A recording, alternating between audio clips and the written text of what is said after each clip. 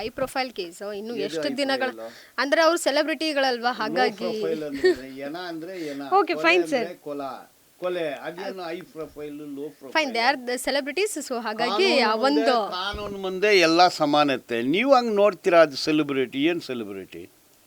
Dance ಆಡಿದರೆ ಸೆಲೆಬ್ರಿಟಿನಾ? ಈಗ ನೀವು ಸೆಲೆಬ್ರಿಟಿ ಕೇಸ್ ಹ್ಯಾಂಡಲ್ ಮಾಡ್ತಿರೋದ್ರಿಂದ so you are the lawyer who is handling the celebrity ಕೇಸನ್ನ ನಾನು ಇಲ್ಲಿ ಹ್ಯಾಂಡಲ್ ಮಾಡ್ತಾ ಇದ್ದೀನಿ. ಒಂದು ಕೇಸನ್ನು ಕ್ರಿಮಿನಲ್ ಕೇಸನ್ನ ಹ್ಯಾಂಡಲ್ ಮಾಡ್ತಾ ಇದ್ದೀನಿ.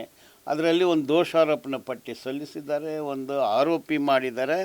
I am handling A case, just A case. ಈ ರೀತಿ ತಳ್ಕೊಂಡೋದ್ರೆ ಇನ್ನು ಎಷ್ಟು ದಿನಗಳ ಕಾಲ ಹೀಗೆ ಹೋಗ್ಬೋದು ಸರ್? ಇದು ನ್ಯಾಯಾಧೀಶರು ಹೇಳಬೇಕು, ನಾನು ಹೆಂಗೆ ಹೇಳಕ್ಕೆ ಬರುತ್ತೆ? ನಮ್ಮ ದೇಶದ ವ್ಯವಸ್ಥೆ ಹಂಗಿದೆ.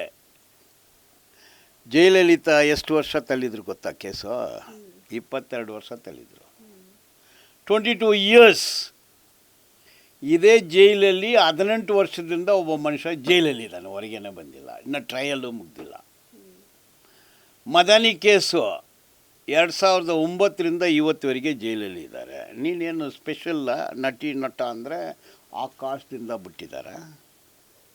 ಯು ಹ್ಯಾವ್ ಟು ಅಂಡರ್ಗೋ ಅಲ್ವಾ? ತಪ್ಪು ಮಾಡಿದ್ದಾರೆ ಇನ್ನು ನೀವು ನೋಡಿದ್ದೀರಾ? ನಾನು ನೋಡಿಲ್ಲ.